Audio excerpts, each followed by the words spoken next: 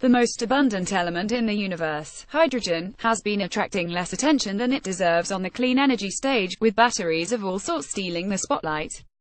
This may be about to change as big energy companies start investing heavily in hydrogen-based energy storage solutions, at least according to industry experts that Bloomberg's Anna Hertenstein spoke to.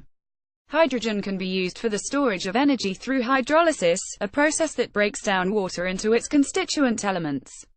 The hydrogen resulting from this process is then stored in caverns or tanks until the time comes when it needs to be converted back into electricity in gas-powered plants, for instance, or in fuel cells for vehicles.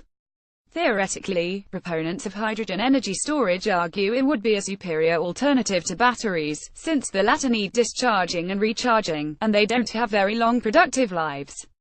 Hydrogen, on the other hand, does not need recharging. It can stay in the cavern for weeks and months, and only when the need arises is it whisked through pipelines to a power plant or a chemical plant, or even an oil refinery.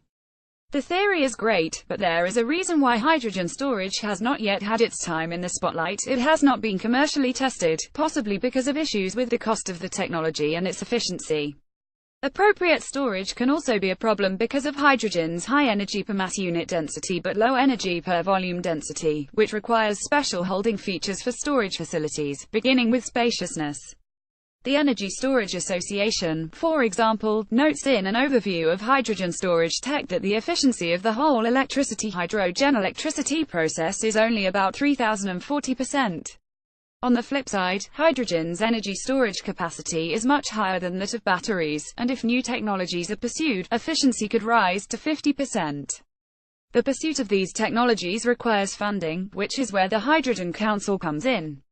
The trade group formed earlier this year involves 17 companies including Shell, Total, and a number of major car makers looking for ways to find a commercially viable application of hydrogen in clean energy systems. To this end, the Council plans to spend more than $1.4 billion €1.2 billion on road and market introduction and deployment of hydrogen systems between 2018 and 2020, including both storage and fuel cells for vehicles. This may not sound like a lot, but compared to a total investment of $2.5 billion in hydrogen systems for the last decade, it is certainly a marked improvement. There are 5 hydrogen storage projects in progress in Europe, with a capacity ranging from 0.7 megawatts to 2 megawatts. In the US, the National Renewable Energy Laboratory is among those also working in a solution in this area. The Winter Hydrogen project, developed in partnership with Xcel Energy, features both wind turbines and PV panels that produce electricity, part of which is used to electrolyze water to make hydrogen.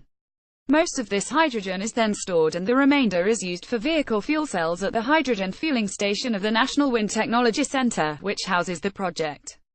Despite challenges in the cost and efficiency departments, we will probably see more hydrogen storage projects start popping up in the coming years because of all the benefits they can potentially offer: emission power that can also double as car fuel and raw material in a range of industrial production applications. In fact, the Secretary of the Hydrogen Council, Air Liquide's VP of Advanced Business and Technologies Pierre-Etienne Franck, says that the years 2022-2030 will be for hydrogen what the 1990s were for solar and wind. By Irina Slav for oilprice.com or top reads from oilprice.com.